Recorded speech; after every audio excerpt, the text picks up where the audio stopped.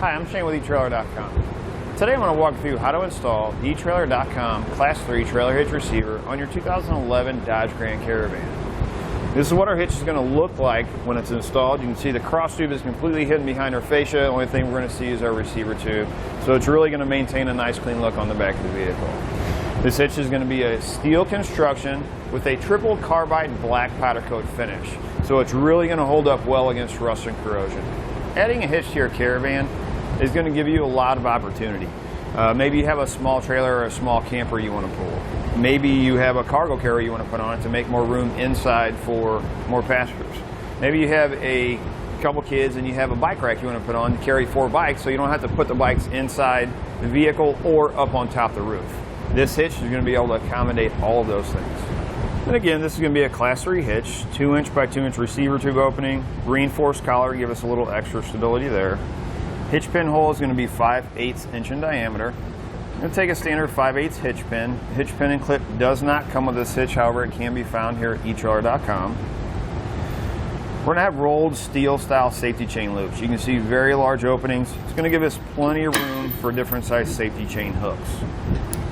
Now let's give you a few measurements to help you when deciding on any of your hitch mount accessories like your bike racks, ball mounts, or cargo carriers. From the center of your hitch pin hole to the outermost part of your bumper is going to be about 3.5 inches. That number is important for any of your hitch mount accessories like your bike racks and cargo carriers that may fold up against the vehicle. You want to make sure you're going to have enough room. From the ground to the top innermost part of the receiver tube is going to be about 11 inches. That number is important for any of your hitch mount accessories that may require a little bit more ground clearance. A rule of thumb, because this is only 11 inches, it's probably a good idea to get a raised shank. As far as our weight capacities go, we're going to have a 400-pound max tongue weight, which is the downward pressure on the inside of the receiver tube. You want to make sure when you're loading your cargo carrier or your bike racks on, you're not exceeding that downward pressure. We're going to have a 4,000-pound gross trailer weight, which is a trailer plus the load included. That's how much the hitch can pull. You can use weight distribution with this hitch. Tongue weight's going to go up to 500 pounds, trailer weight's going to go up to 5,000 pounds. Always recommend checking the owner's manual of your van. Make sure the vehicle can withstand that amount of weight. You're going to pick the lowest number between the vehicle and the hitch. One thing I will recommend when adding a Class 3 hitch to your vehicle is wiring.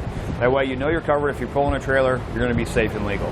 Another thing I'm going to recommend to give that wiring a more permanent mounting location is a no-drill mounting bracket. It's going to mount directly to the hitch, and then your wiring connects directly to it. To begin our installation, we're going to take a 13mm socket and we're going to lower our exhaust. We're going to have one bracket here, we're going to have one bracket right here in front of our rear axle.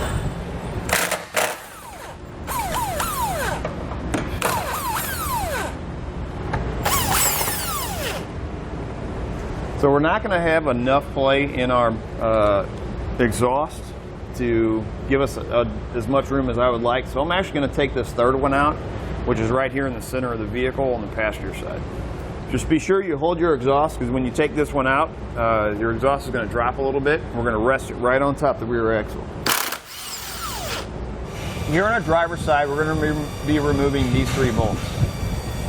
18mm sockets, remove these.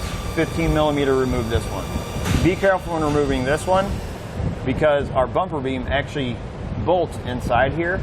There's a bracket that runs in here. So what we're going to do is we're actually going to take a pry bar and pry this over so this bolt is not wedged up against the side. We don't have to worry about breaking it off. We're going to start with these 2.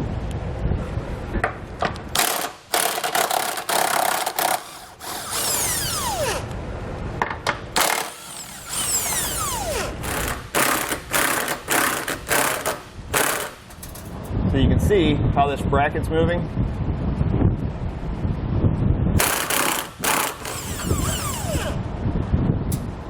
See right up there how that's moving. What we're trying to do is just get the pressure off the bolt when we take it out.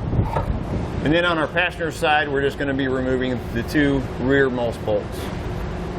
Now, we're going to set our hitch in place. On our passenger side, on our driver's side, I'm actually going to use a jack stand. The reason is we're going to have to wedge that plate over to get our bolts in. So I have the driver's side sitting on the jack stand. I'm going to come over to the passenger side. I'm going to go ahead and insert my bolts to hold this side up. You notice this line here, just be careful, don't damage it. So you can see what I'm doing. I'm using a screwdriver in the hole, pull that plate over. Go ahead and get one of your bolts in. Then we're going to tighten and torque all our hardware to the specification and the instructions.